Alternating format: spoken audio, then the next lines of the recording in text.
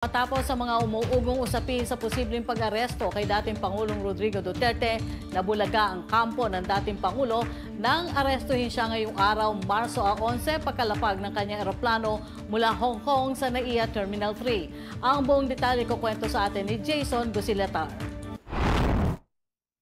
Kinumpirma ng Malacanang na nasa kamay na nila ang opisyal na kopya ng warrant of arrest ni dating Pangulong Rodrigo Duterte. Kaninang madaling araw umano ipinadala ng International Criminal Court ang arrest warrant. Dinumog ng mataas na bilang ng kapulisan ang buong NAIA Terminal habang hinihintay kanina ang dating Pangulo.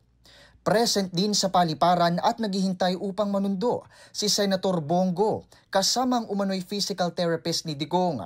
Ngunit bigo umanong makalapit ang mga ito matapos harangin at kansilahin umano ang kanilang pass.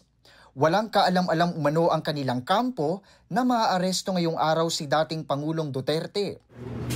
Alam niyo, nakakalungkot. Sabi ko nga sa mga pulis, paparesto nila yung taong ginawa lang ang trabaho niya para sa bayan. Sinakripisyo niya lahat. Totoo yung sinabi niya. Ginawa niya po ito para sa ating mga anak. Sa paglapag ng dating Pangulo, inihain ng Prosecutor General ang ICC notification para sa isang arrest warrant. Nagkaroon pa ng saglitang komprontasyon sa pagitan ng mga otoridad at kampo ng dating Pangulo matapos questionin ang pag-aresto. Pero sa ito lang lahat,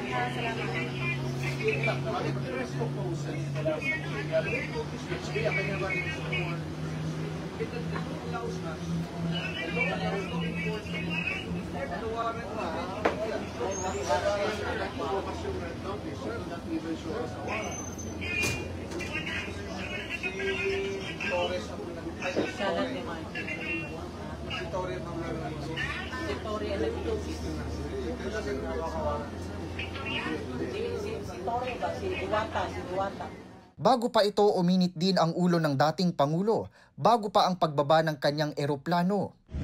Warrant of arrest. So, you will just have to kill me. Kung hindi ako papayag, kung kakampi ka dyan sa mga puti. We're just going through the process. Kaya nga. Maski ang asawa ni Digong na si Hanilet ay nagulat sa isinagawang operasyon laban sa dating Pangulo at sinabing abusado umano ang mga otoridad. asa si Bingbong? Bong! Bong! Bong, halika Bong, tinan mo. Abusado kayo na sila. Abusado. Dili mo hindi dapat ato agianan. Ayaw Lahi atong lagi. agianan. Wala yung mga Warrant. wala lagi wala. Bong, Bong, says Bingbong. Matapos ang paglipat kay Digong mula NAIA patungong Villamor Air Base, nag-live online ang anak nitong si Kitty, kung saan makikitang kinikwestiyon ng dating Pangulo ang mga otoridad at sinabing isang paglabag umano sa kanyang kalayaan ang pagdala sa kanya sa Villamor. Show to me now the legal basis for my being here. As apparently I was brought here not of my own volition. It's somebody else's. Kung hindi ibang tao, ikaw siguro, because this is your structure. So you have to answer now for the deprivation of liberty.